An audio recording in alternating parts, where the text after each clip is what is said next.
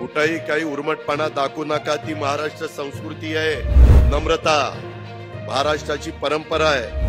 आपल्याला सत्तेचा दर्प आहे, असं कुठल्याही परिस्थितीत केंद्रात राज्यात आपलं सरकार असल्यामुळं आपल्या वागण्यात बोलण्यात वाटता कामा नये, लोकांना वाटता कामा नये, याचं भान सगळ्या कार्यकर्त्यांनी ठेवलं पाहिजे, शेवटच्या कार्यकर्त्यांनी ठेवलं पाहिजे आणि स्टेजवर बसणाऱ्या सर्वांनी पण ठेवलं पाहिजे।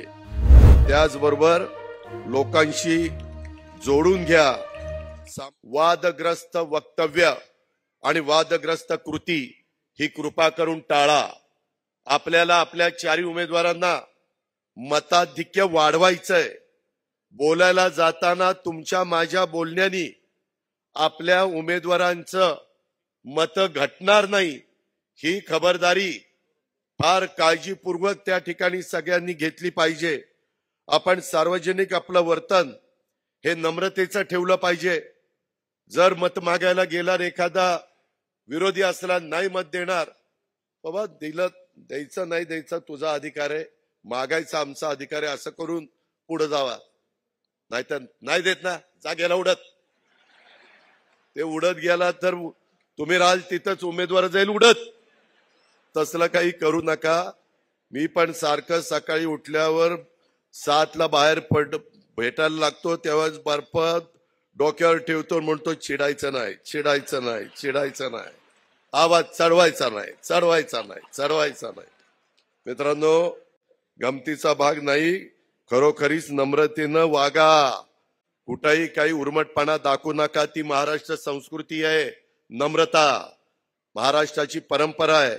आपल्याला सत्तेचा दर्प आहे, असं कुठल्याही परिस्थितीत केंद्रात राज्यात आपलं सरकार असल्यामुळं आपल्या वागण्यात बोलण्यात वाटता कामा नये, लोकांना वाटता कामा नये, याचं भान सगळ्या कार्यकर्त्यांनी ठेवलं पाहिजे, शेवटच्या कार्यकर्त्यांनी ठेवलं पाहिजे आणि स्टेजवर बसणाऱ्या सर्वांनी पण ठेवलं पाहिजे।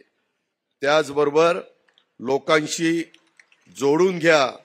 सामाजिक कार्यकर्ते, सामाजिक संघटना यांनाही सोबत घ्या। आपल्या पुणे जिल्ह्यात, पुणे शहरात अनेक वेगवेगळ्या प्रकारच्या संघटना आहेत, त्यांनाही त्यांचा मान सन्मान, त्यांचाही प्रतिष्ठा त्या ठिकाणी ठेवून त्यांना सोबत आपण घेऊ आणि घेतलं पाहिजे। फोन आणि समाज माध्यमात काळजी घ्या, आचारसंहितेचं पुरेपूर पालन करा आणि कुठल्याही परिस्थितीमध्ये आपल्याकडनं कुठली चुकभूल होऊन देऊ नका।